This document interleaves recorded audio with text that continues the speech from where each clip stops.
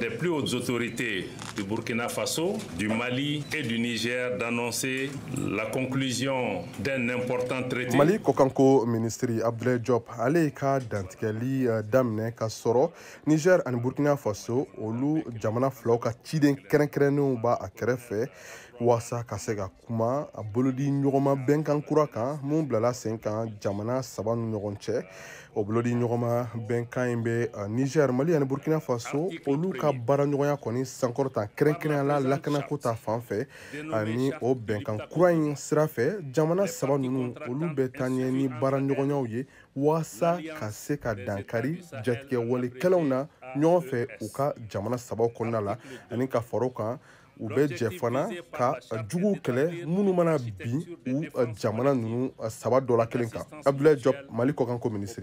L'objectif visé par la charte est d'établir une architecture de défense collective. Nin bɛnkan in laɲini ye de ka se ka jɛ ka lakana feere kelen n sigi sen kan walasa jamana saba minnu u bolonɔ bila bɛnkan in na u ka jɛ ka ɲɔgɔn dɛmɛ. Ni dankarili kɛra jamana kelen walima jamana wɛrɛw la an ka bɛnkan in kɔnɔ a bɛ kɛ komi dankarila jamana saba ninnu bɛɛ de la. Wala bɛɛ bɛ jɛ ka ɲɔgɔn dɛmɛ. O dɛmɛ bɛ se ka kɛ kɛlɛ feere ye walasa ka se ka nin bɛnkan jamanaw ka lakana sabati. La force armée pour rétablir et assurer la sécurité au sein de l'espace couvert par l'Alliance. Ni bɛnkan mun bilala sen kan ni jamana saba ni ɲɔgɔn cɛ n'o bɛnkan tɔgɔ ko charte du Liptako Gourma o sira fɛ jamana saba ninnu kɔni kɛra jɛkulu kɛrɛnkɛrɛnnen dɔ kɔnɔna la ni o tɔgɔ ko Alliance des États du Sahel. O sira fɛ fana ni jamana wɛrɛ b'a fɛ ka fara u kan o jamana kɔni ni Niger ani Mali ni Burkina Faso o kan ka kɛ kɛrɛnkɛrɛnna yɔrɔ kelenw na ani fana o jamanaw ka taabolo ni Mali ni Niger ni Burkina Faso taabolo fana kan ka kɛ kelen ye.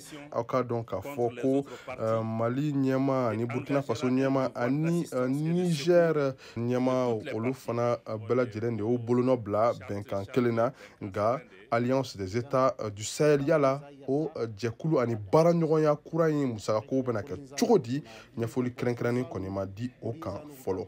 Georges Atino a Bamako a VOA Bambara tɔgɔ la.